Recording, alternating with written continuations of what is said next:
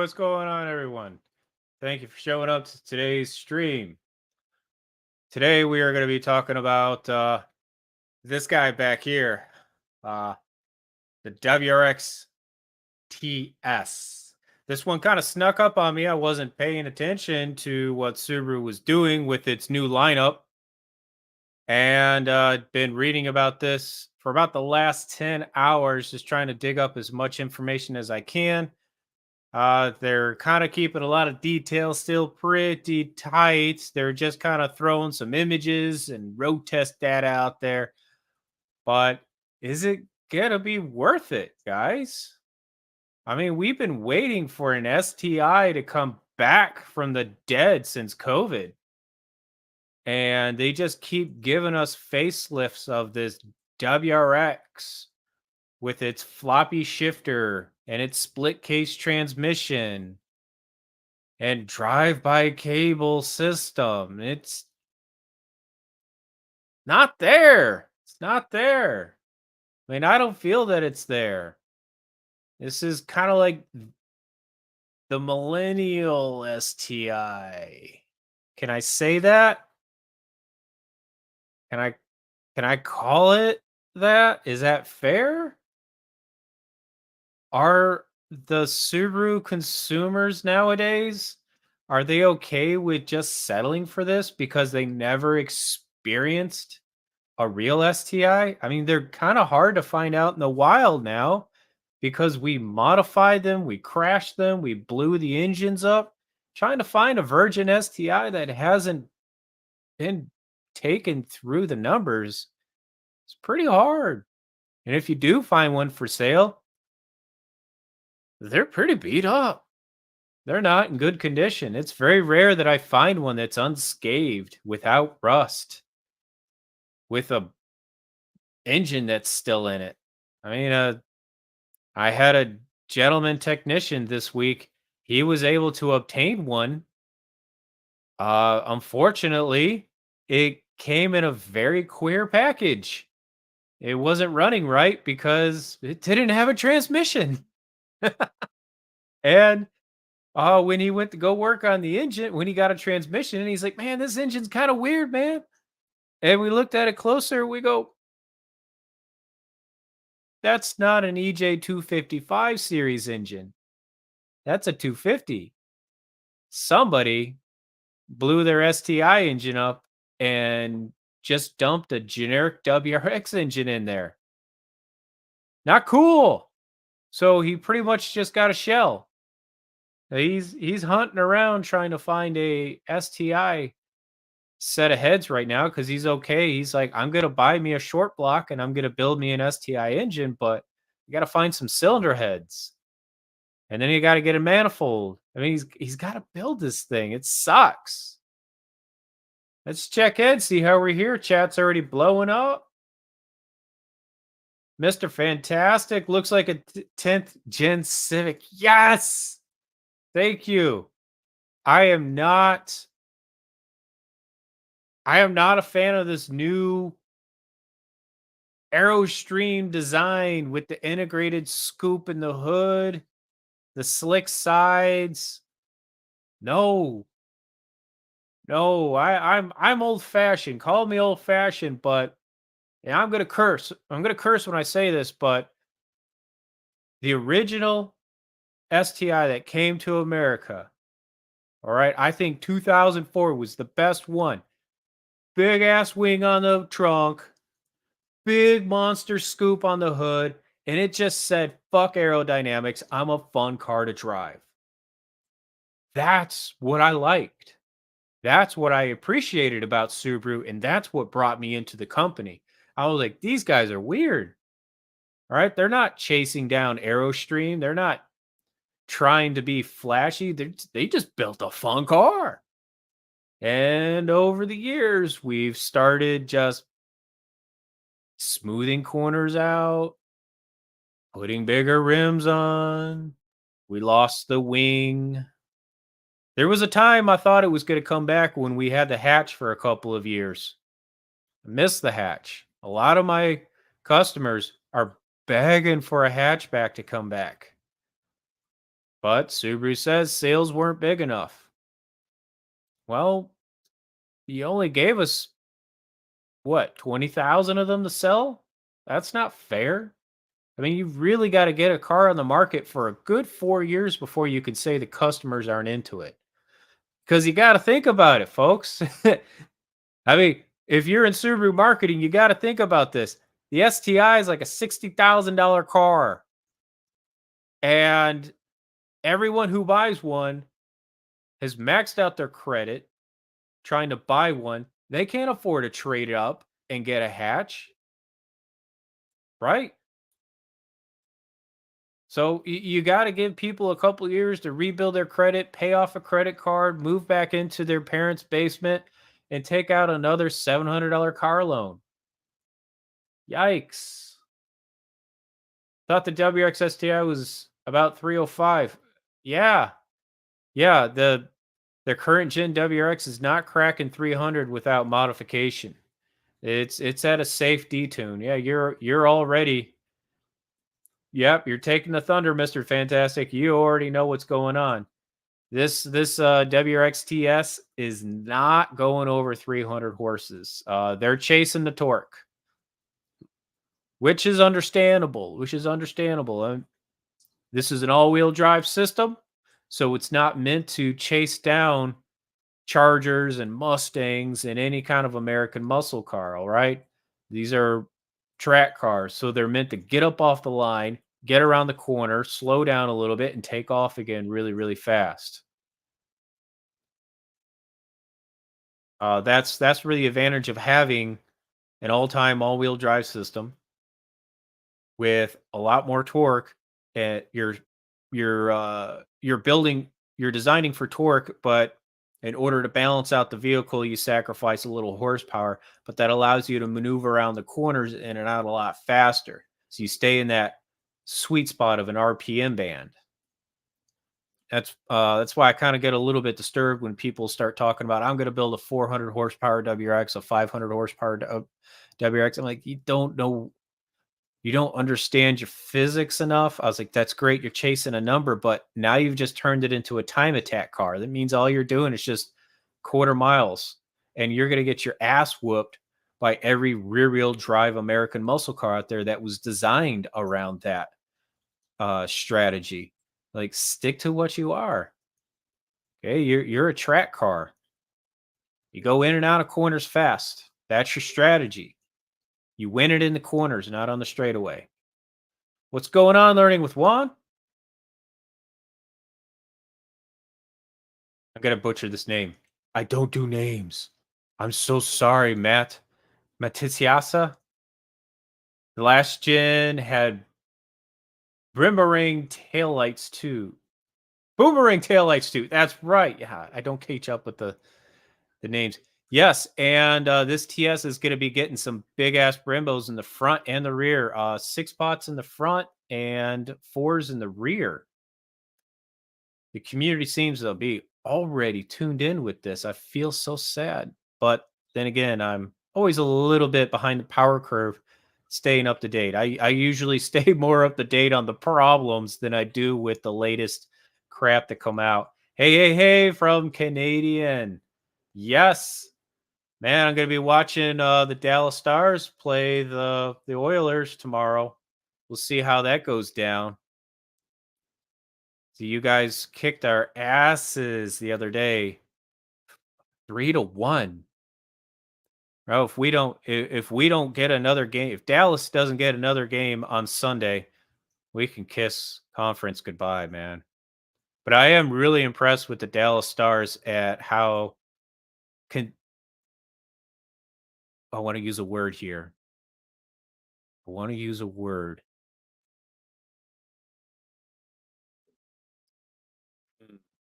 I'm out of words.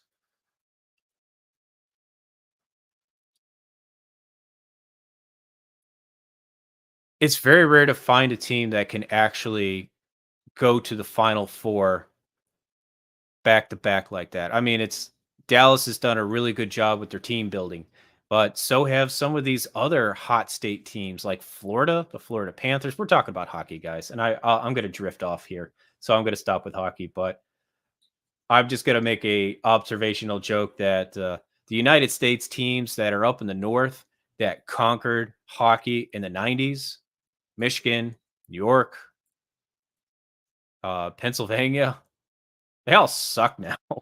You got North Carolina, Florida, Las Vegas, and Texas picking up the slack. And it's just kind of weird that hockey is kind of becoming a southern thing. But that's cool. I'm from Michigan, so I love it. I love seeing hockey down here. Uh, I'm not getting rid of my O1 Outback. I don't blame you. That is a fantastic car. And if anybody is interested in a 2003 LL Bean mint condition one, I got a phone number for you. Gentleman wants $5,000, has a 150,000 miles on her. She does need an engine reseal. No head gasket problems, but it's got the classic front timing cover leaks. And with that age and that mileage, I would say commit yourself to getting an engine reseal kit and just put new head gaskets all the way up on it. Just pull it out, clean it up, and make it good. But it's a beautiful car. The interior is spotless, not a rip in the leather, not a no child seat has seen these back seats. This lady is meticulously taking care of it. She's just like, I gave her a quote. And I says, "I'm sorry, dealership price. You're looking at $6,500 for me to pull that engine and do a complete rebuild from the crank up. That's the best I can do for you with a little bit of love on there." That'd be splitting the block, sending the case halves off to the machine shop, having the bore and the pistons checked out, getting a new crank installed, new piston rings, and then head gaskets, intake manifold, rebuild, everything changed out with new chains and make it a brand new engine for another 20 years, 150,000 miles. Actually, it should go further than that because those 3 liters, they're indestructible. They really are. From the factory, they were very prone to front chain cover leaks. But once you fix that and you stayed on top of your oil changes, man, they're great engines. I love them. It's you step on the accelerator, you get power right away, and it's clean, unjerky power, just super smooth. And when they finally put a 5-speed automatic transmission behind that engine, it got even better. I think the 2009 Outback was perfect marriage to that 3-liter. I love it. So if you can find an Outback with a 3-liter, the 5-speed automatic with the trim package that has the Sport Sharp. Ooh, it's a fun drive. And yes, you can put a supercharger on there for another 15 horses without going too crazy on a tune, but that's about a $7,000 modification on that engine platform, straight out of Australia. That's why it's a little bit more expensive because they got to ship everything over here. Oh, you're getting rid of it. Son of a. I read that wrong. It's the beginning of the second Malaysia era. I'm not getting your reference. If that's a Subaru reference, I don't get it. If it does not have a V8, it's not worth anything. All hail the V8. Praise the great. Yes. I'll admit, yeah, V8's pretty clean, man. I'll take a straight six or a V8. I do love them. I do love them. Once you get synced up to a particular engine, it's really hard to love another. It's like your first child. You just find that one special engine platform that you like. Hello to you too, sir. Going back through. If you're a Mad Max character, who would you be? I would be Dr. Dimitro from the new movie. I heard that new movie actually got some good reviews. I didn't think that old girl was going to be able to hold her own in a spinoff. Furioso. I haven't I haven't watched, Road Fury. I plan on rewatching it this weekend. The wife is making me wait, but yeah, I've already heard some, like, really good things come out of it, and, I don't know why I doubted it. I think all the Mad Maxes have done very well, especially the the last one that came out. I think that is by far my favorite one to watch because it's just a 2-hour car chase.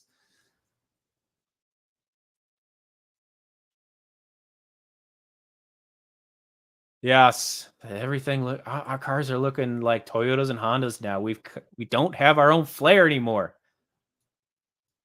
Hawkeyes. Yeah, I didn't get into the Hawkeyes. I think I stopped at about that time. I thought things were getting a little bit too weird for me and I stopped.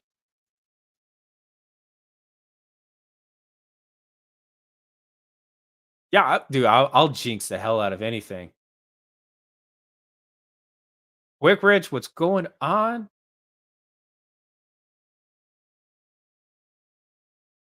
You know what? Yes and no. Yes and no to that. I think the OG American Subaru owners around the turn of the century, when we first got our hands on the WRX, and then a couple years later, we got the STI from overseas. Yeah, we were weirdos to everybody because nobody knew what the hell we were driving. What's like, you got this boxer rumble that makes people go, is that a V8? And then they look it up on their wait, we didn't have internet on our phones back then. Then they go home and they Google it and they go, hey, they got a 4 cylinder. So it gives you a little bit of trickery for a while. But now the new Subaru owners, they're a bunch of Karens, man. They're a bunch of Karens. And they complain about the stupidest thing. Man, I got a customer. Not that I actually know. I think every customer who gets the WRX with the premium sound system within a week they're in, and they're like, "Oh, these speakers suck. The car rattles. These subs suck." I'm like, "Yeah, they do." Well, I thought it was a premium, man. I thought it was good. I was like, "It's premium compared to the rest of our other crap." All right, like you can't compare it to a what's the stupid German companies? You can't compare it to BMW and Mercedes premium sound systems. Okay, they're using Bose. There's sound deadening stuff. We don't. Our cars are like screen doors. I think you throw a higher impedance speaker in there. Yeah, it's gonna make some shit rattle when you pump your EDM through it. Okay, like that premium sound system is designed so you can listen to. Wait, don't tell me extra loud on NPR. Okay. And then it's like, I think the most exciting thing we have is a molded 8-inch subwoofer for the trunk. Yikes. Like, we don't put a lot of thought into a good sound system that you can crank your wrap up to and your EDM up to. Like, you're just going to blow the system out. Okay. Sorry. It's the truth. It really is. I replace a lot of speakers and it's always on the premium system. It's not because our stuff sucks. It's just because when I go to look at your equalizer and you got treble up, mid up, bass up, and your sound system is like at volume 20 out of 30, yeah, that's why you just wore the shit out. Don't give me grief.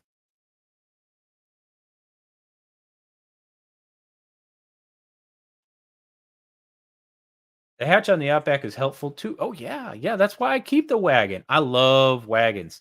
Big wagon fan.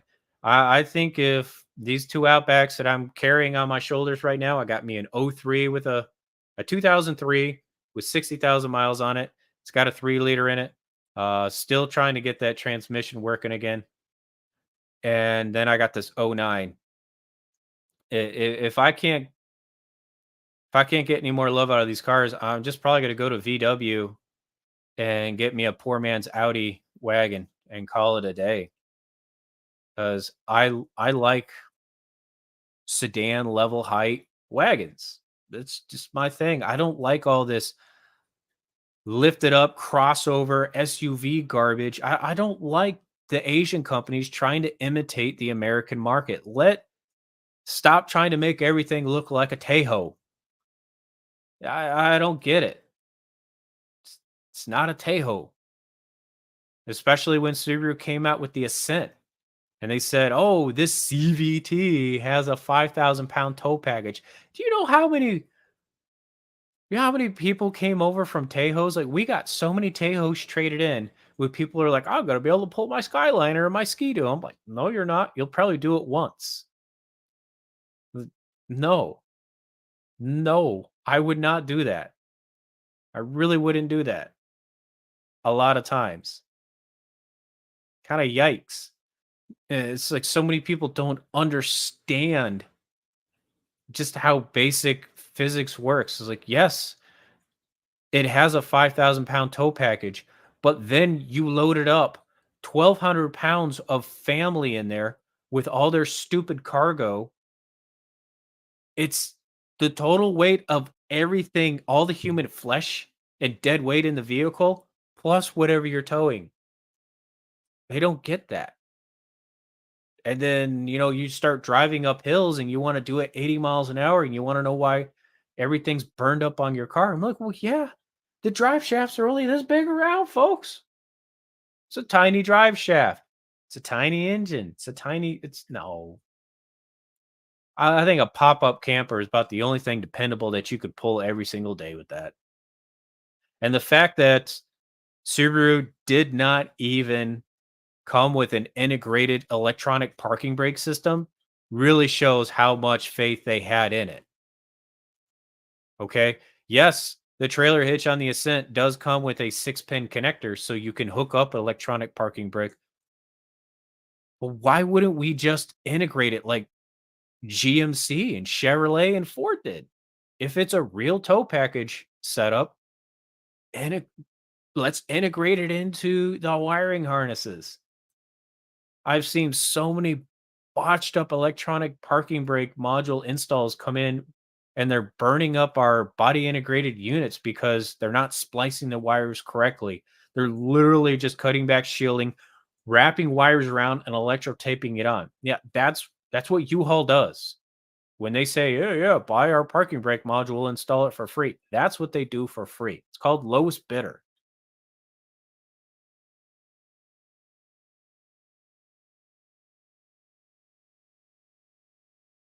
Watching stream while trying to get to the last two achievements in Little Kitty Big City. And man, everyone's got their game. Everyone's got their game. Ooh, the Outback Sport. That was one of our weird ones. Is it an Impreza? Is it an Outback? It says it's an Outback, but it's got an Impreza setup. It's on an Impreza chassis. That was a weird one. Especially the old 99 one. That just had like, hey, we're just gonna make this weird size engine with parts that are kind of hard to find.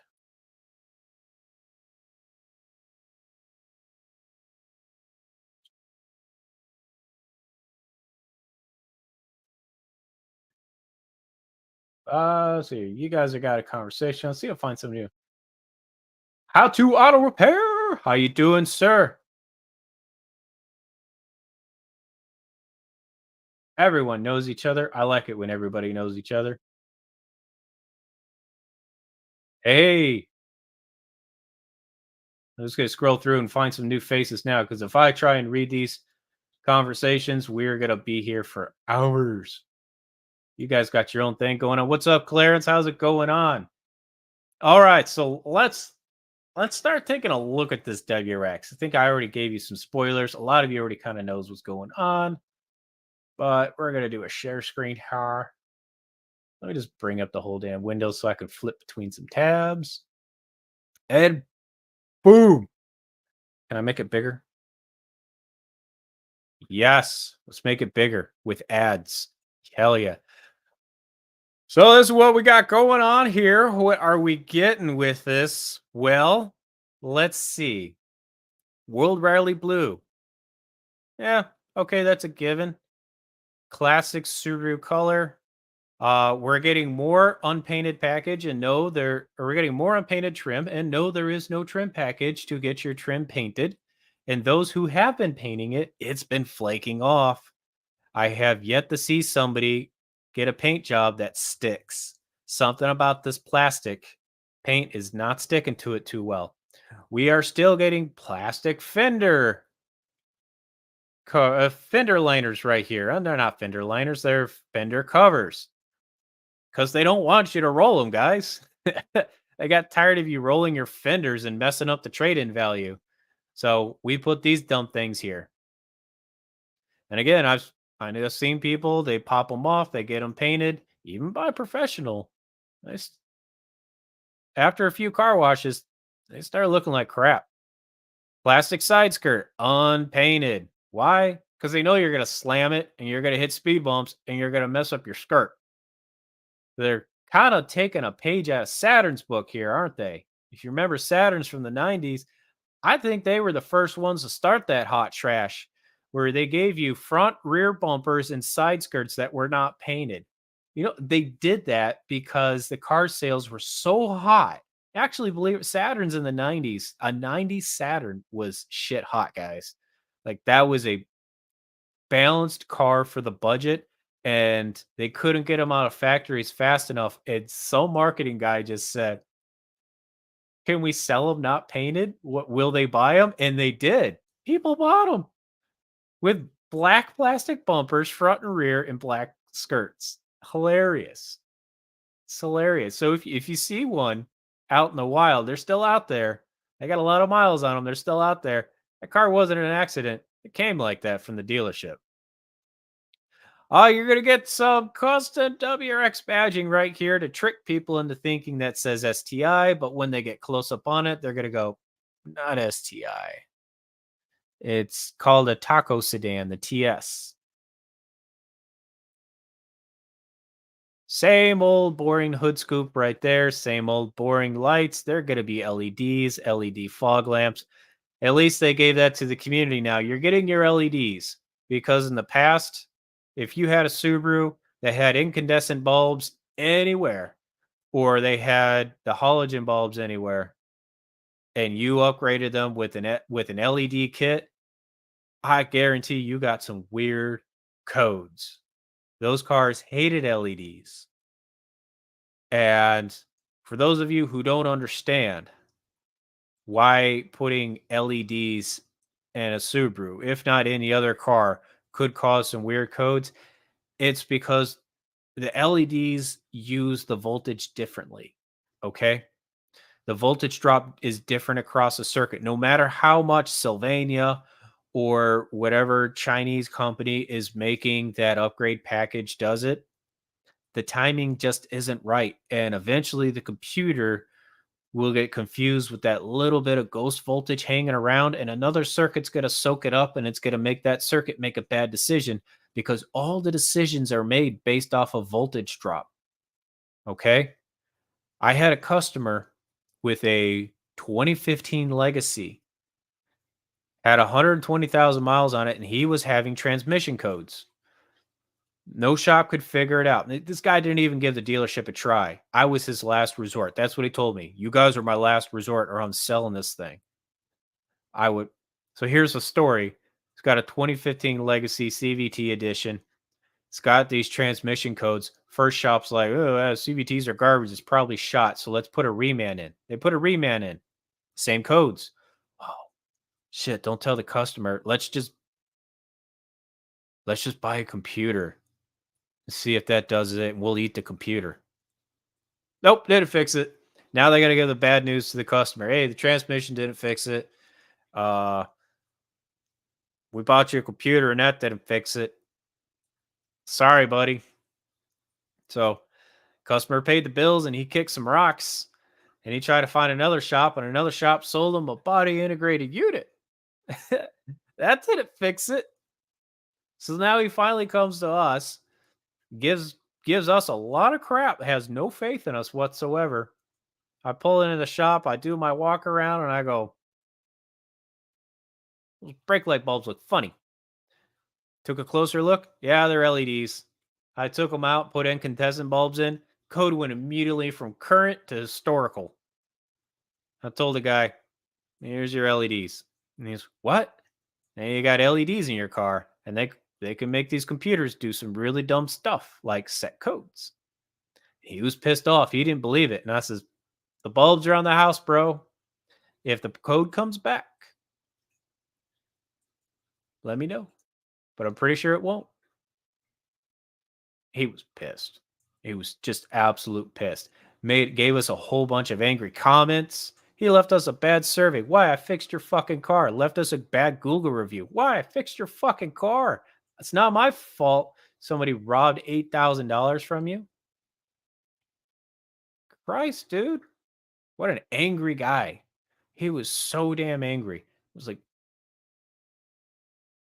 whatever.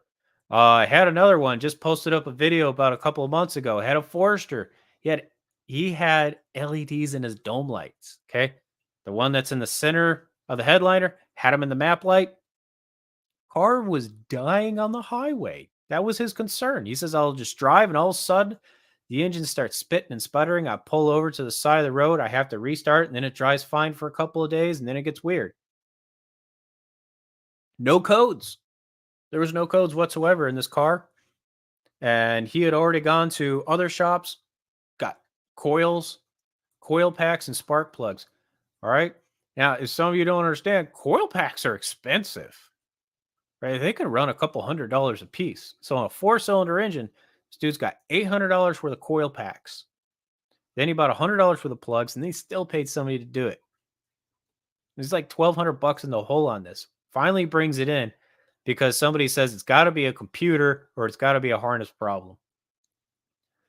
I look at the computers, I look at the harness, I ohm everything out. Powers and grounds are good. I'm like, this is weird. Check the CAN bus signal. And I'm like, holy crap, this car's got hot trash written all over it. Uh, it's been a while since I seen an LED car, so I didn't really jump to conclusion. Had to learn it the hard way. And sure enough, yeah, took the LEDs out and the network cleaned up. Okay. They just goof up the voltage signals, guys. The computers are just not programmed to recognize how LEDs use voltage. Now, we have come out with some Subaru has come out with some LED kits for the dome lamps and the map lights and the trunk. Okay, you can buy a kit from us. Is it a little bit expensive? Yes. Why?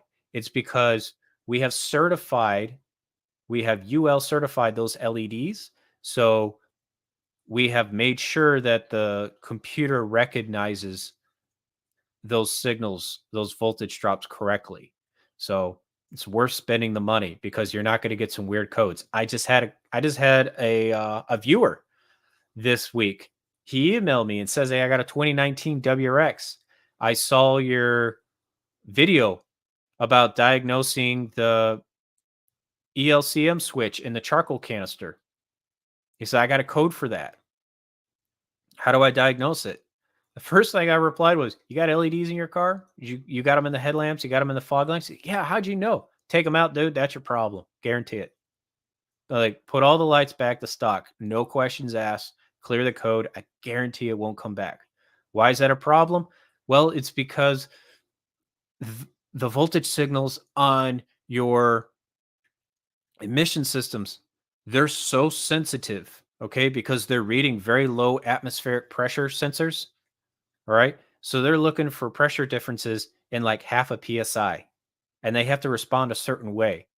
And those LEDs, they can disrupt those signals just a little bit. And because we're so puckered up about having tight emissions, it'll throw a code. All right. It'll throw a code saying that, it's like the pressures in the tank didn't switch fast enough when the computer ran a test. So if you're getting emissions codes and your charcoal canister or any kind of a switching valve problem, pull those LEDs out, put them back to stock, clear the code, problem solved.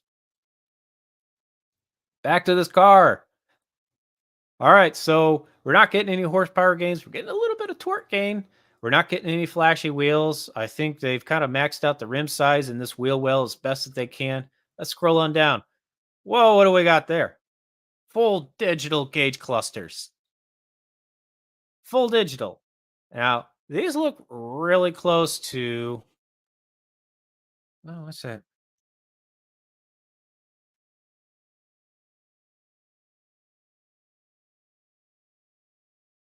Solterra. That's what I want to call it. Man, lots more vocabulary, guys.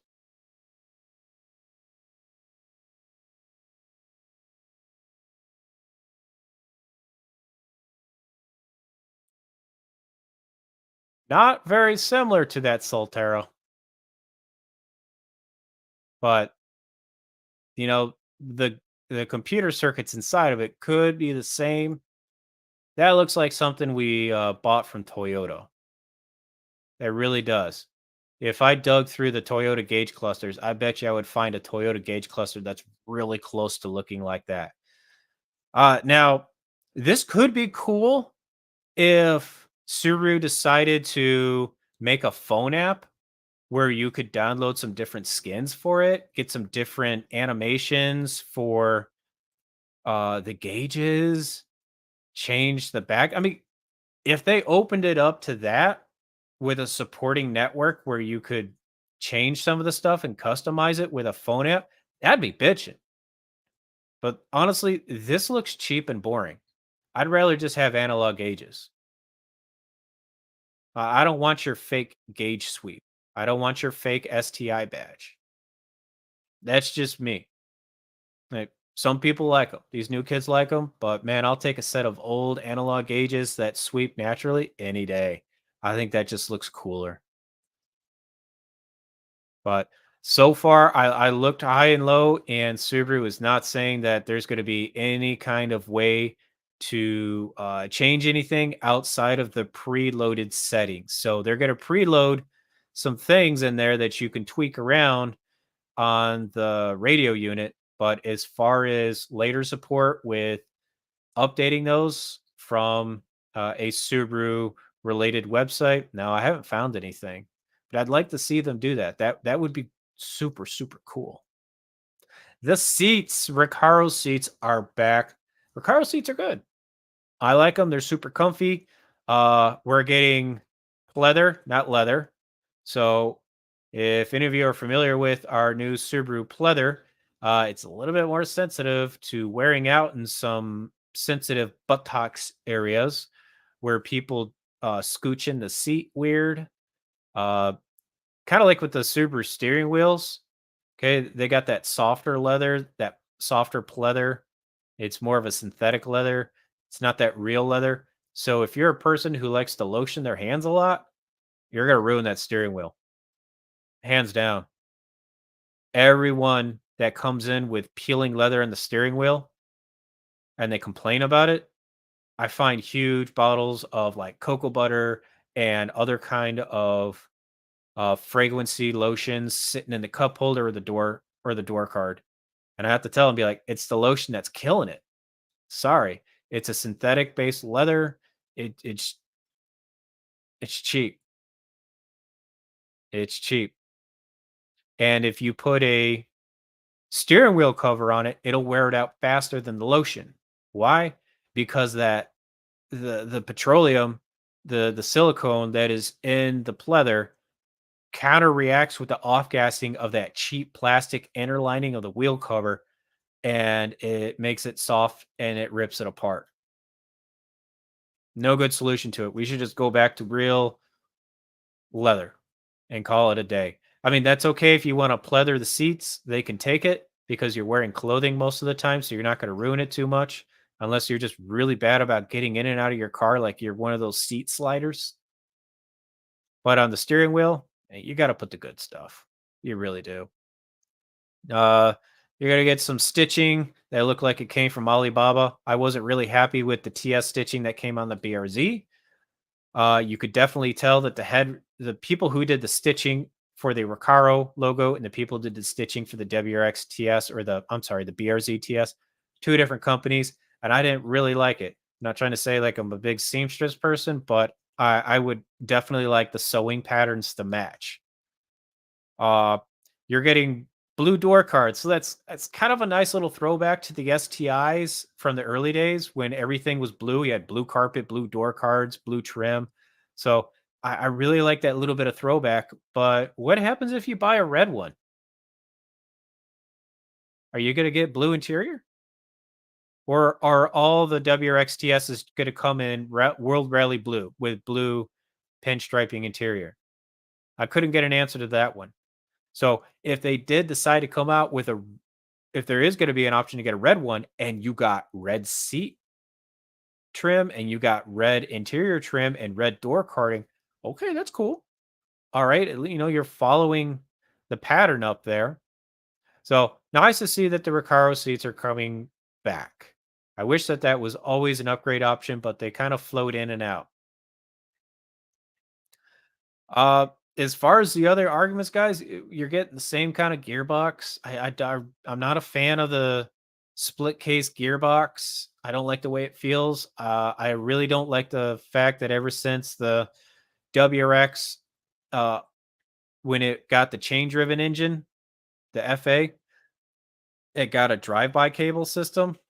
I never thought it I didn't ever think it shifted the same, and then especially when you guys start putting in short throw shifters, you mess up the cable throws, uh, and then you come in with blowout, synchros, and you're complaining about a weak ass glass box WRX split case transmission. I'll be like, "No, man, I'm sorry.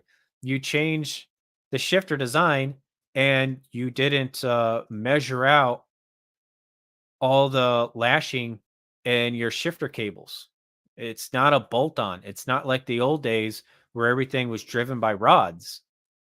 So you got to tune that a little bit. Like we're talking like turning those cables like a quarter turn here and there. There is an adjuster cable in there. And when you mess around with that shifter and you start changing its geometry, you mess around with the geometry of that cable a little bit and you burn up your 3/4 synchro every single time. I have not seen a I have not experienced a WRX split case transmission come in with a naturally worn out 3/4 shifter. It's always had a shifter upgrade on it, and those people struggle to get any kind of warranty help. There you go. Yeah, you're getting your 271 Hertzbergs out of there with like 280 torque, I think. But pricing point, I haven't seen any published pricing on this thing. I think it's gonna hover mainly around like a 42 or 43 area, depending on if you're gonna be Midwest or West Coast. I think West Coast is probably gonna be a little bit more expensive than the Midwest by a couple $1,000s. But yeah, this car is gonna be hovering around in the mid 40s, I think. Am I excited about it, guys? No, not really. Am I excited to hear people talk about it? No, not really.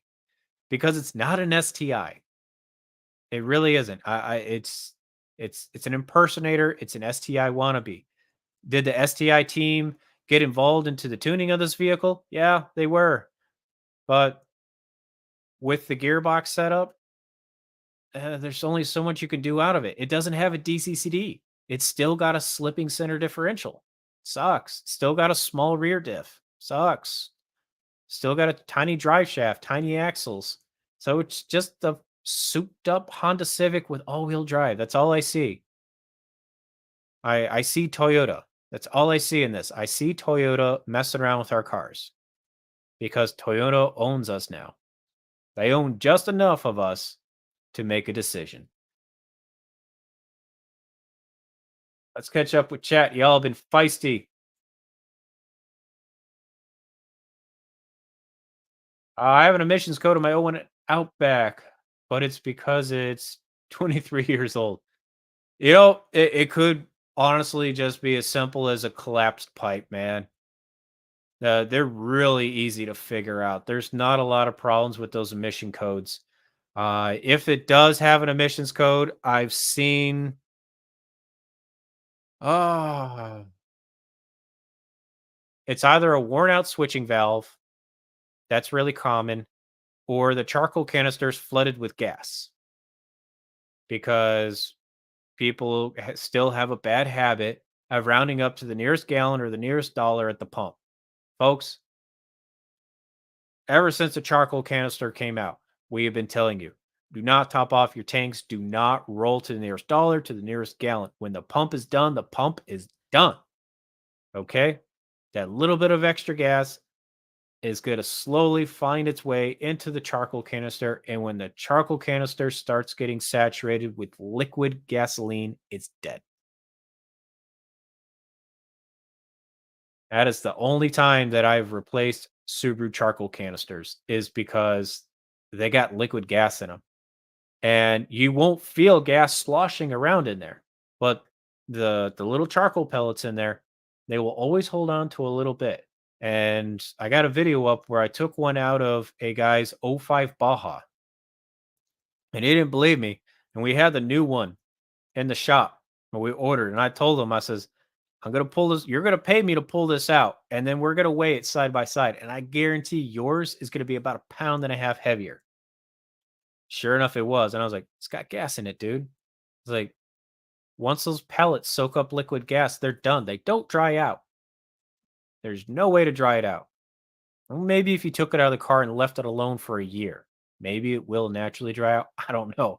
But I was just, it's a $500 part and it's a $200 install. So sorry. Yeah, kind of gross cluster there. And one of the reasons why, guys, I don't like all these full digital displays is they just don't age well. Like here's a great example. Is this phone even charged up? I mean, this is an iPhone 10, and I look at it and I'll be like, holy crap, I can see the ugly pixels compared to new iPhone 14s with OLED displays. It just doesn't age. So there's some electronics that should just be left alone. Leave it analog, make it look nice. Analog will always stay nice, in my opinion. 8-speed dual clutch, all trade up. Trade up to what? What has an 8? This car doesn't have 8. This is a 4-speed gearbox with double overdrive. Okay. They advertise it as 6-speed transmission, manual transmission. It's really a 4-speed transmission with 2 overdrive gears in it. That's all it is. That's how they're getting the MPGs up.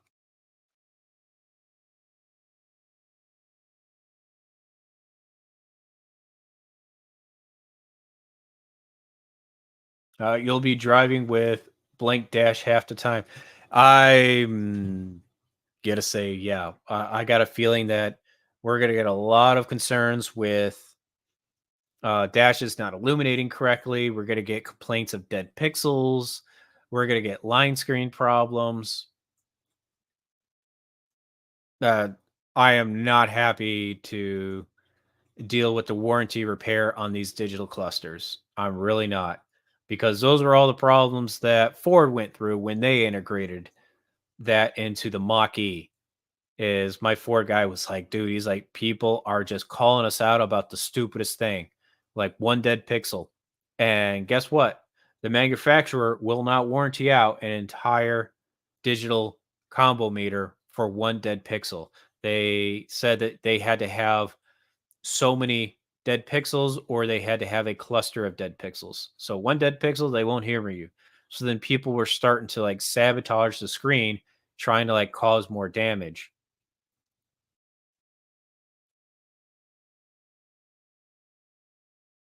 What's this one? I can't remember. For real, digital clustered such a turnoff. I do. I really just don't think it's Subaru's thing. Obviously, if you're buying a full electric vehicle and they put a digital display in it, I think that's its proper territory. It really is. I think that territory follows in suit. It's an electric car, so everything should look electric and gadgety. But I think that the WRX looks better with more analog features, more tactile features. That I think more tactile objects and more analog objects that are in a car makes it feel more powerful because you're more tuned into it. You have to interact with it. Uh, That's just me talking, though. I'm always more attracted to those features in a vehicle. When I press the power button on the radio, it stays off because I hit a power switch. It doesn't magically turn back on when I turn my car on. That is an annoying feature. And if you have that feature on your radio, and now that I've told you, and it bugs you, let me know. Because that's been a 50-50 thing for a lot of people. They've been annoyed about it now ever since I put that little seed in their brain. They go, man, damn it, you ruined my experience.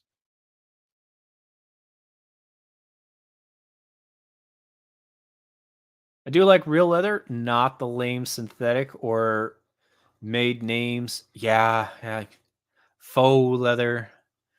But I think that was one of Subaru's things that they started years ago with advertising the faux leather and trying to be all friendly with the no murder thing. That was a marketing switch.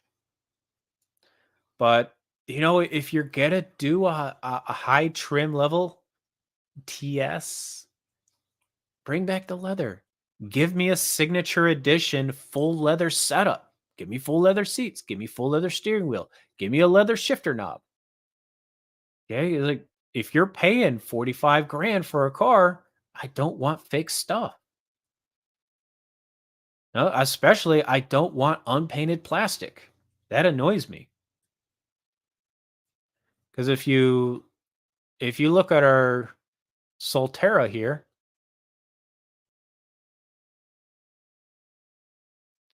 okay, the Subaru Solterra, it's a RAV4. They are identical cars. It's a rebadged RAV4. It's a joint venture between Subaru and Toyota. The only way you can tell the difference between the two, come on, load, is right here. The quarter panels are not painted. Subaru has black right here and here. All this is unpainted. You get a Toyota, you get a full painted car. So if you didn't see a badge and you saw a fully painted car, you'd be like, that's a Toyota. If you saw unpainted quarter panels, that's a Subaru. Why did they do it that way? Because the commercials show them going on some dirt roads where there could be some brush, and the brush would magically scratch the clear coat and ruin the paint. So they gave you this plastic. Great. I don't know. You pay all that money to get an unpainted car. That's all I see. And I've had customers who have actually asked their sales agents, do you have a guy who will paint those? And that's been that's been an available package since the Solterra's come out. So Subaru owners who want to have a full EV Subaru, which is a Toyota, they're paying more because they're buying paint on top of their car. And that sucks for them because if those pieces of plastic ever fall off the car or have some sort of body issue, I can only warranty out the panel. I can't warranty out the paint.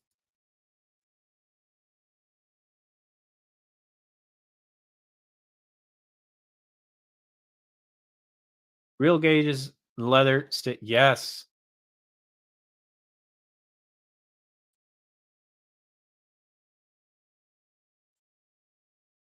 Guy at the dealership has a STI with license plate. Rest in peace, STI. That's appropriate. Yeah.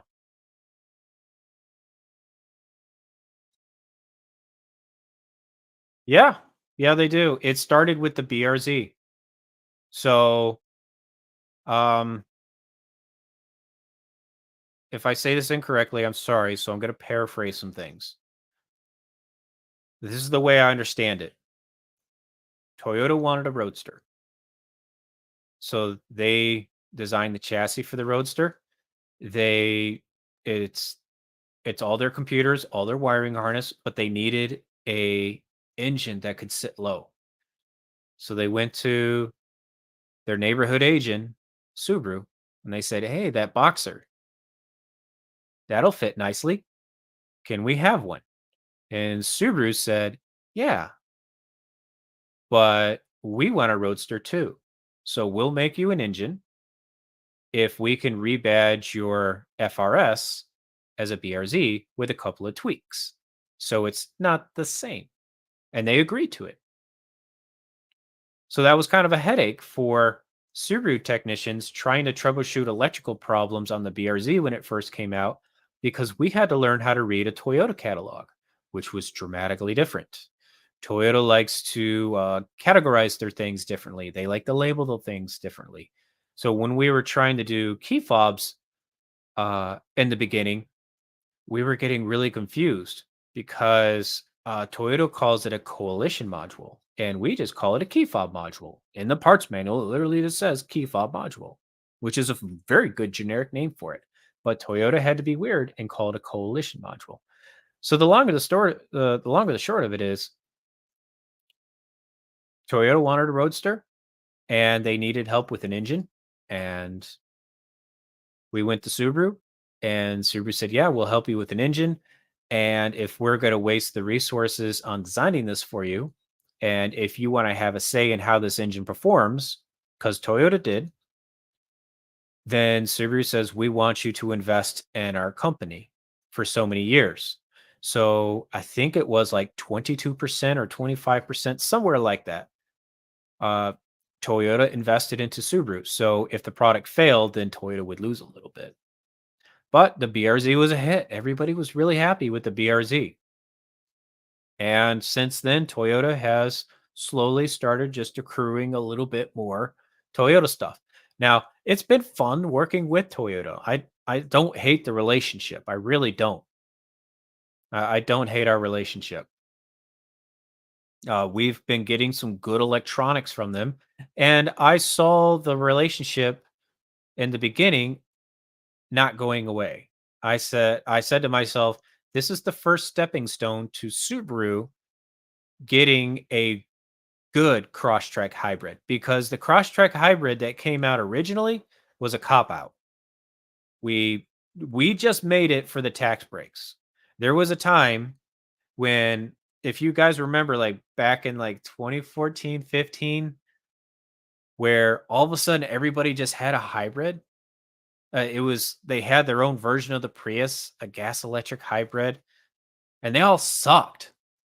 People were like, the MPGs suck, the features suck, the car has problems. Well, there was like a big tax break going on at the time where the government was giving out all these tax breaks to consumers for purchasing hybrids. So all the manufacturers just jumped on the bandwagon to make a hybrid to fit it into their fleet, for one, for cafe standards, and one, to just sell more cars. I mean, it was really embarrassing when the Crosstrek hybrid came out, because the new 2015 Forester was getting 5 more miles a gallon. It was hilarious. And it had more power, and it had more room, and it required less maintenance. I thought that was hilarious. But with that BRZ partnership, I was really hoping that Toyota was going to influence us with some Prius technology into the Crosstrek, that we were really going to make something good, because I really didn't like the Crosstrek hybrid. I really don't. I don't like its power. I don't like its fuel economy, and it's just kind of a goofy car that died off into the wind.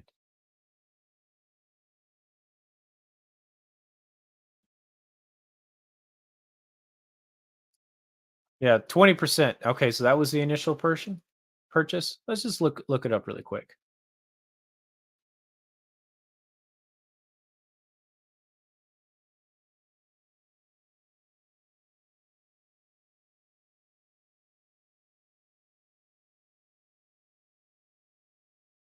Okay, so it's a 20% of shares.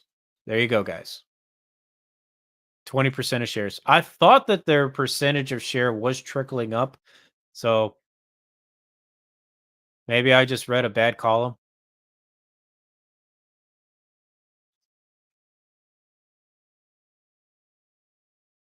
Does this article have a date? All right, as of September 2019, Toyota has a full stake of 20% into Subaru. Now, I don't understand. I'm I'm not a shareholder of Subaru, and I don't follow how their board paneling works, and I don't know if 20% is enough for Toyota to have a member on the Subaru board. That'd be interesting to know. I'd have to delve into that more and find out how much of a shareholder you have to be in order to be on the board. GRSDI legacy dies. Yeah, the legacy is out of the equation too. They killed the legacy this year. The BRZ, they threw some teasers out there. The BRZ is going to get a facelift. Do I have that handy?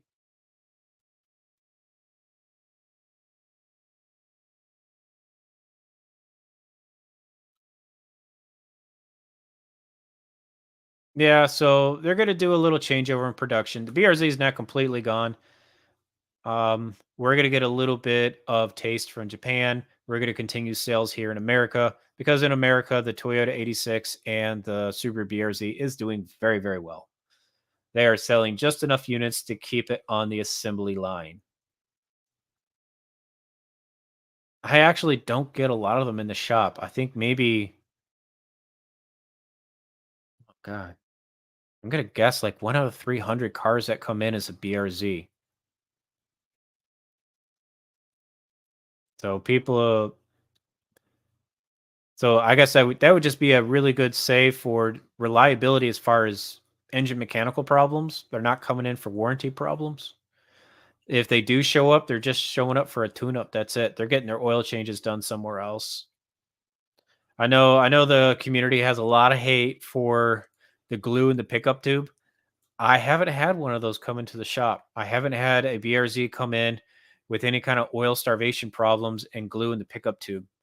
So I've been trying to do my damnedest to follow that trend and see if it was localized to just like a group that got shipped to a quadrant of of the country. Because when they manufacture the cars, they're shipped out in bulk to different parts of the United States. So it might have just been like a few thousand of them that were sent out to East Coast, Florida area that was getting that problem. But you know how it is. One person shows glue in the pickup tube, all of a sudden everybody thinks it's in their car. But I have not had somebody come into the dealership with the BRC and say, "Pull my oil pan off and clean out the pickup tube."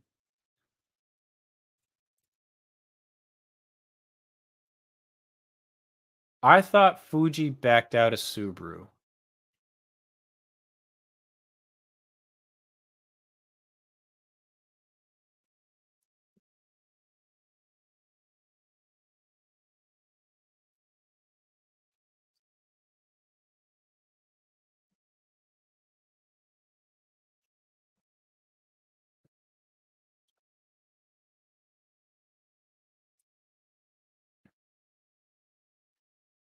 Okay, acquired full ownership of Subaru in 1990. In 2017, changed its name from Subaru Corporation to United Community. Okay, so they just did a name change. That's where I got confused. I thought they dumped us because they don't put their names on the placards anymore. I'll read more about that and educate myself. So I took a bad interpretation of it.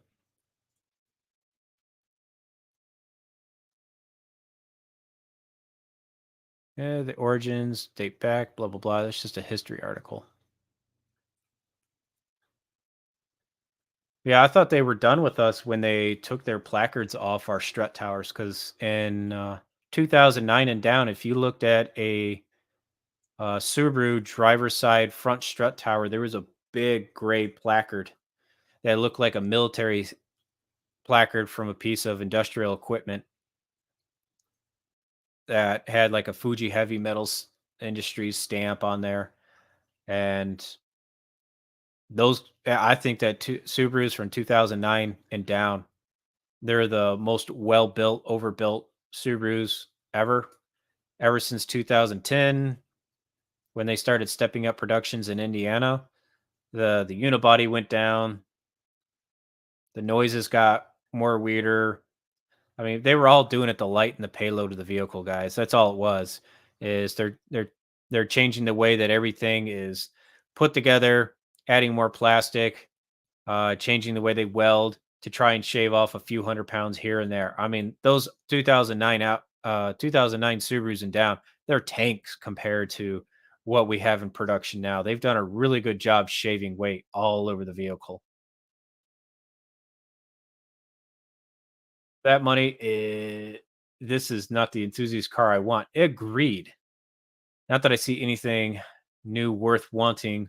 That's not 200K. Yeah, dude, I agree with you. I think for kind of like the middle income person, a $60,000 car is for me as a middle income person.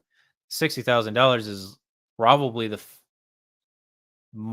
fanciest car I could ever think of owning. But I'd never buy a car that's over $10,000. I have always been buying used trash cars and fixing them. The Actually, it was just this year. This year was the first year that our family got a brand new car, and that's only because I've worked up enough at a dealership that I got enough qualified discounts, and it was just a sweet spot.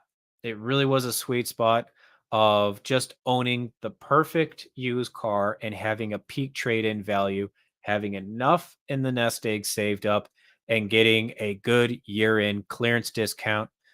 So it was the new redesigned Crosstrek that was coming out, and they were hot on sales.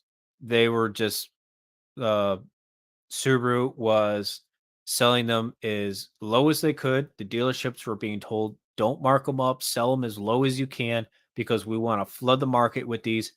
There was all kinds of trade-in rebates, tax rebates, and the car that we were trading in at the time was a 2014 Explorer that was like a titanium edition. Again, we got that car at a fantastic used car rate. We bought it with like 60,000 miles on it, single owner, factory maintenance on it.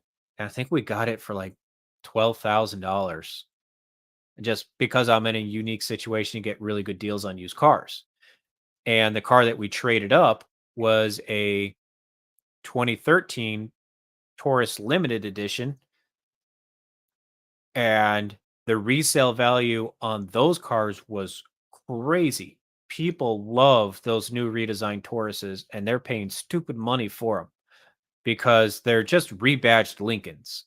They literally were a rebadged Lincoln. So we had the top tier Taurus with 100,000 miles on it.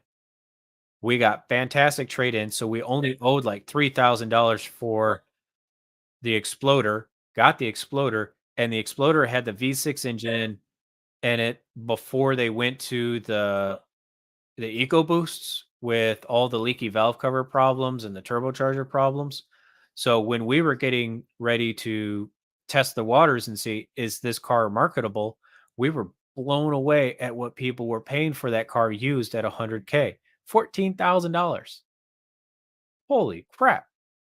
So we had a car, so we had 14,000 liquid to go towards the trade-in value of that cross. It's like we just hit a beautiful sweet spot. So really happy with the new redesigned Crosstreks. I say this honestly, not to promote the car, but I say it honestly. That new Crosstrek is what the Crosstrek should have been from the very beginning because I thought the Crosstrek was the ugliest piece of crap that we had.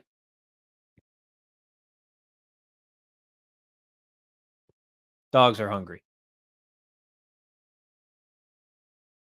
It's just me right now, so no one's here to feed them. But yeah, it's like if you've been eyeballing Crosstreks, the new ones that have been coming out, they're pretty cool, guys. The the ride is nice on them. The seats are nice on them. The hatch has plenty of room in them. The fact that you're getting that new tablet Tesla screen that really sells it. Don't buy the cell phone charger because that cell phone charger is a piece of crap. Like that just came with the car, but it don't work. And it don't work because It's designed for phones that are flat all the way around, and these iPhones never lay flat, okay, because they have protruding cameras from them. So they'll sit there and they'll go bonk, gonk, bonk, gonk as they try and charge. So the wireless charger that comes from the dealer in the Crosstrek, piece of shit. It was a horrible piece of shit. It acts very, very gimmicky. And because of that air gap that's between the camera lenses and the frame of the phone right here, doesn't matter. The case does not matter. I've taken this out of the case and we've field tested this. The phone gets really warm because the charger is stepping up the wireless charging capability, trying to breach the air gap. So I I just tell people, nope, don't get it. If you want a really, really good car charger for your car,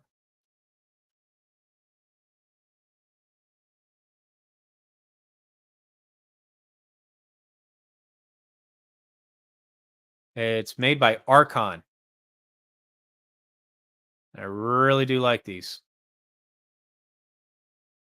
This right here, this Archon is freaking sweet. It goes all the way down to the seat bolt, and then it has this really stiff gooseneck. That's my favorite one. And it does not get in the way of your seat position at all. And they do sell one of these that has a built-in wireless charger in it. So $30, that thing's badass. And they make them for tablets and laptops. Archon's a really, really good cell phone holder company. I do stand by all their stuff. We've been using them for years. So the phone cradle that's in the Crosstrek right now, that's already 10 years old, and not a piece of plastic on it is worn out. The this gooseneck here, that's all metal, no plastic. The only thing that is plastic on this thing is right here, the mount. And if you ever get a problem with this, it snaps off and you can just get another replacement for a couple bucks. You don't have to buy a whole new gooseneck.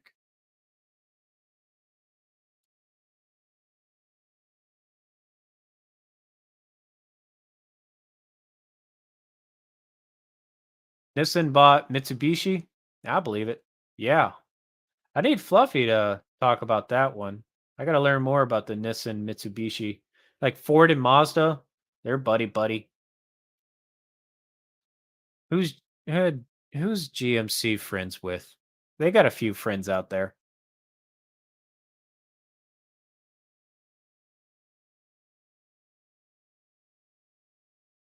Yeah, I'm gonna have to spend some time actually seeing where all the numbers are at. I'll be honest, guys, as far as the shareholder percentage numbers, I've just been relying on word of mouth. I never actually looked to see what the exact percentages were.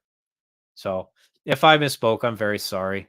But thanks to the community for helping us figure out those specific numbers. But I think as manufacturing is stepping up, everyone is finding a manufacturer buddy. Why do you want to be a sole proprietor in trying to figuring out every piece of technology? So for Subaru and Toyota to have a good relationship, that's super smart because if Subaru does want to get back into the gas electric hybrid market and do it right, Toyota's the best friend to have because the Prius nailed it. The Prius nailed it. They really did.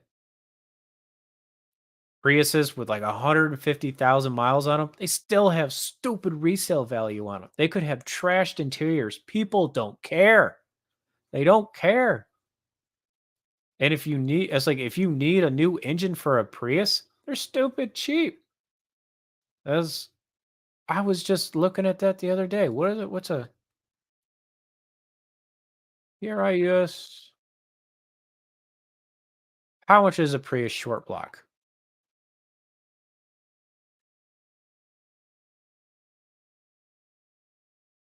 I think I looked at Reman. Yeah,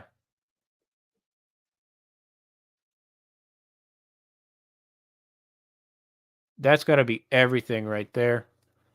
I guess they're going up now. I think last I look at them, I saw them at $1,200. So that's brand new. Do they have a reman option though? I saw a reman the other time.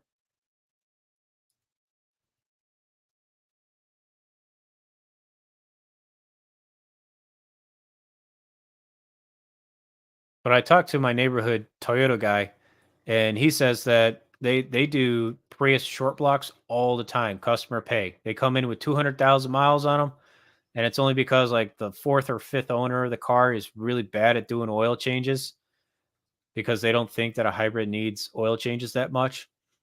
So the oil changes kill the engine. They really do. And they do reman short blocks on them, and they're doing them for like 4,500 bucks. And he says he can knock it out in a day. He says pulling the engine out takes like 20 minutes. So he loves doing some Prius blocks. But now everybody's on the full hybrid bandwagon right now. I'm not a full electric guy yet. I do appreciate the gas electric combo because that doesn't ruin your territory. When you go full electric, you're stuck in your territory. Yes, there's charging stations, but to do a fast charge on a car, that's still what? An hour to get a full charge? And a lot of people don't know that when you do fast charge on your car, you're taking life off the lithium battery. The lithium battery, in order to get the peak life out of it, it wants to trickle charge they call it like level 1 charging, which is a very, very slow charge. But if it goes in the rapid charge mode, it does start taking a percentage of life off the battery. So if you're going to do cross country driving, or if you're always depending on rapid charging stations, don't count on that car being a forever car for you. That mentality, you should be trading out of that car after 3 years, 60,000 miles. Just so that way you get a fresh lithium battery on there. And that's what's being taught to us at the electric car schools.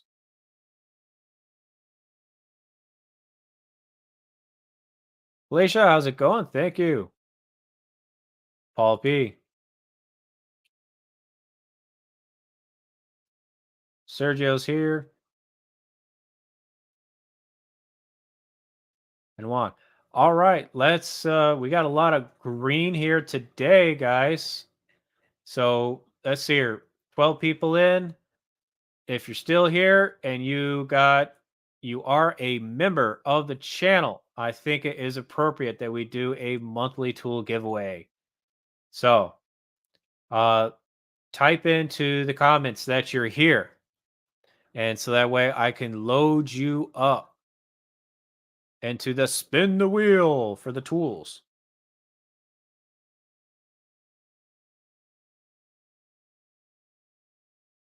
Because as promised, instead of doing weekly little $10, $15 stuff, I said like let's save it all up for the month and let's do like a let's increase the prize, okay? Because I want your dollar membership to go towards something good and I want you to get a chance to get something now.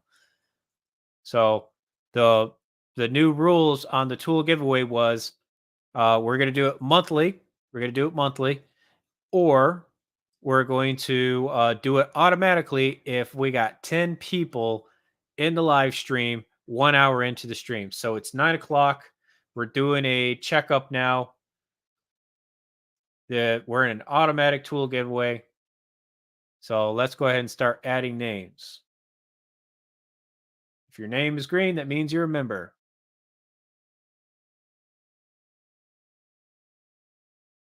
Shannon and Felicia's here.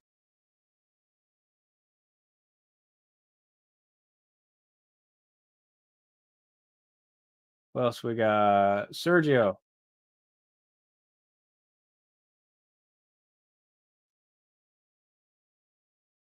There you go. All I got to do is click to join. It's $1 to get into the tool giveaway, man. You can turn off your sub next month. So now's the time to get in.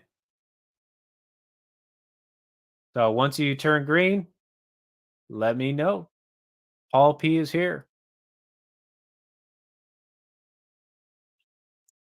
Okay, I'm gonna double check because you got to be here to win. So if you don't see your name on there, start putting it in the chat. There is a 30-second delay, so I'm gonna give it time.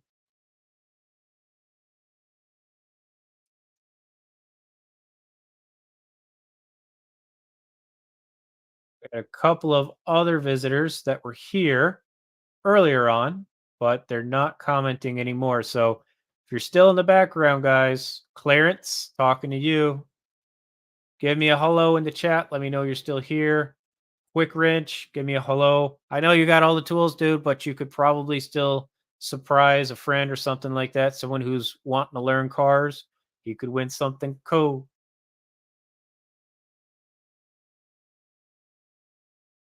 Canadian Diesels, same way, man. I know you guys got all the tools. Who we got? New member. All right, let's get that in there. Evergreen. Thank you for becoming a member. It will be worth it, I swear. All right. So let's go shopping. I'm going to close some tabs. I have a couple of items that I have been itching to get you all interested in. So I know, we're going to the Tecton site, but there would be other options, people. Other options. All right. I just got to put my plug in. I don't get paid by this company. I just support them in their mission to go full American.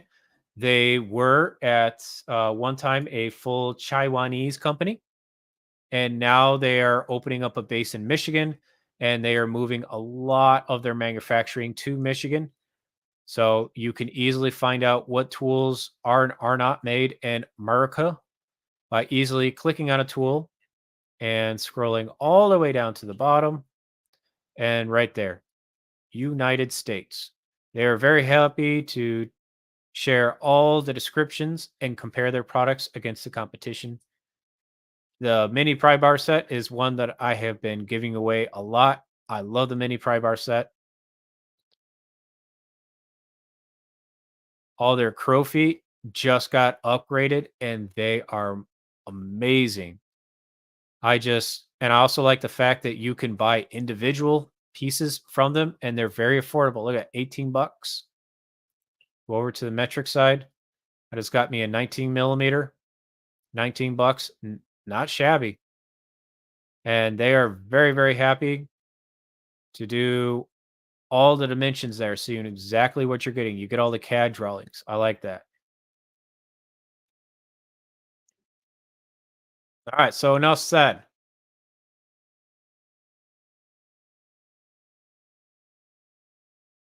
I have been scooping happy with the Hamas.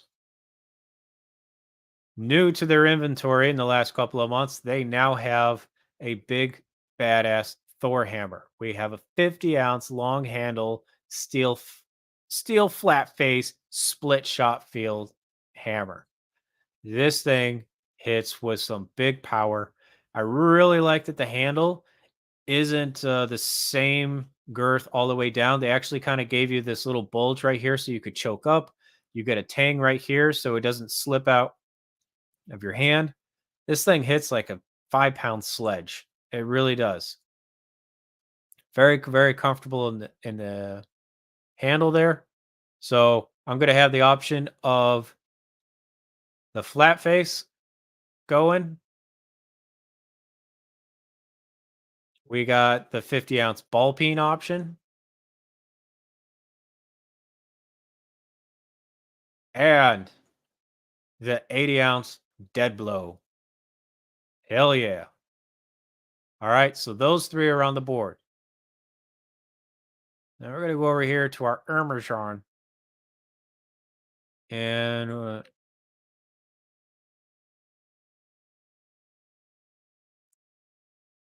I am a super huge fan of the Altel 539B. For everyone who's a DIYer or who is just starting out into the auto trade, this is a highly encouraged purchasable product that I recommend to everybody. It's a OBD2 scanner. All right. It will read the engine computer and the transmission computer. No bidirectional controls. That's okay. It'll let you view PID data. It'll let you graph out PID data. Uh, and it has built-in readiness monitors, which is fantastic. So if you're resetting, if you're clearing codes and resetting the check engine light and you're doing your post checks, instead of having to go through all the mode one screen, you can just really quickly click on the ready test and it'll just give you a go no go chart with green and red indicators of what has passed the ready checks. So that's a really, really good test to do. Another slick feature, this built-in multimeter is actually pretty tits. I like it. All right. It is DC only, no AC. But you know, when was the last time you used AC on your multimeter? That's how I view it. The only time I'm using AC on my multimeter, if I'm testing a really old car with wheel speed sensors that rely on AC, or I'm doing looking for a leaky diode on an alternator. All right. Those occurrences are getting lower and lower and lower with late model vehicles. So it's got a uh, 20 amp fuse built into it, which is twice as big as Fluke's meters. Fluke's only come with 10 amps. So 20 is great for doing parasitic draws. 30-volt max. Okay. So it's really tuned specifically into vehicle components in there. If you're going to take this DC meter and go do some other DC work, just be aware of what you're doing. But that meter, they got a picture of it. There. Yes. Yes. So you got your ohm meter, and that ohm meter, keep in mind, it's tuned specifically for ohming out things on a vehicle. And when you're ohming things out on a vehicle, all you're really looking for is continuity, okay? So if you're going to try and do a bench check of a fuel injector, take it with a grain of salt, okay? Because it's not a super accurate ohm meter. Okay, look at the resolution. It only goes to like the hundredth decimal place. Okay, so it's not super high res. It's just for kind of looking at like, do I have continuity? But that's all you need as a level one diagnostics. Okay, the next part is look at that. You'll get a waveform readout, and that's a really, really fast graphing meter. That's super fast. I've actually captured key fob signals on there. Okay. So I'm back probing the receiver unit on the vehicle and I'm walking to the vehicle as the antenna picks up the key fob and wakes up the car. I can see the signal jump. The snap on graphing meter that costs $700 can't fucking do that. Cool. You can also back probe an oil control solenoid and it will immediately tell you what the frequency and the duty cycle is. It'll display that. So that's really cool. You can do some really slick stuff with this thing. And I love it. I have two of them. One at the shop and one stays in my car. Because I'm always helping somebody out on the side of the road at a gas station. And it's a super handy little gadget to have. So that's on the chopping block, folks. We got the Altel 539B, and then you got your choice of hammer. If you're the winner, you can pick whatever you want. Okay, you get one. All right, let's double check the names on the list and see if anybody else chimed in. If you don't see your name on the list, chime on in. All right, Paul P is here. Yep. Oh, Clarence. Did I see a Clarence? Did I see a Clarence? Or no, I didn't. I got excited. I thought Clarence came back in. Yeah, you use ACL because you're an AC tech. But when you start working on your car, this is a pretty cool thing to have, man. Oh, and this version of the 539B, the B stands for means that it can do battery tests. So it just has like a voltage drop tester built into the OBD2 plug. So you plug it into your OBD2 port, you put it on battery test, and it can give you charging tests. It'll give you voltage drop test, startability test. Uh, it works. It works. So, all right. We're going to do a 30-second counter. There we go. Canadian Diesel. All right. Get the last names in, man.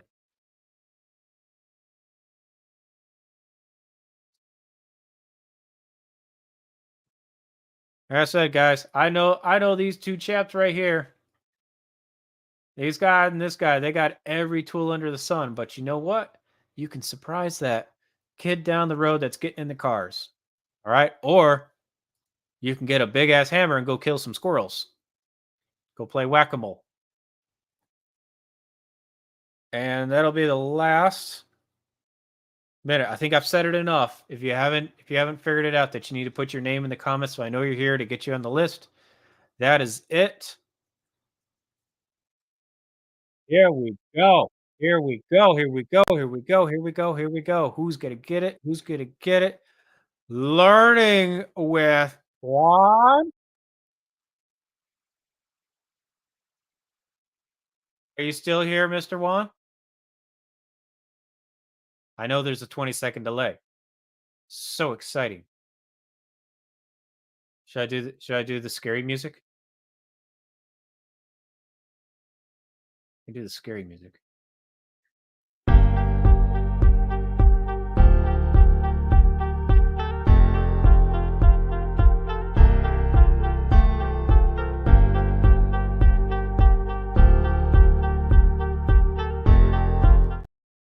Fantastic. Glad to see that you're a winner. Let me put the email up there.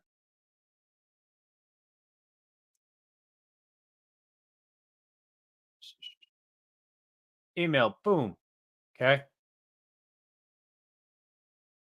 All right, Juan. I'll let you think about it. You don't have to give me an answer right now. You let me know if you want a big ass dead blow, a hard hitting, flat faced hammer, a ball peen hammer, or if you'd like the scanner. Okay. And I know you're kind of a fan of the Tecton tools. So if you already got the hammers, uh, I can just give you some Tecton store credit and you can go shop for yourself. How about that? Okay.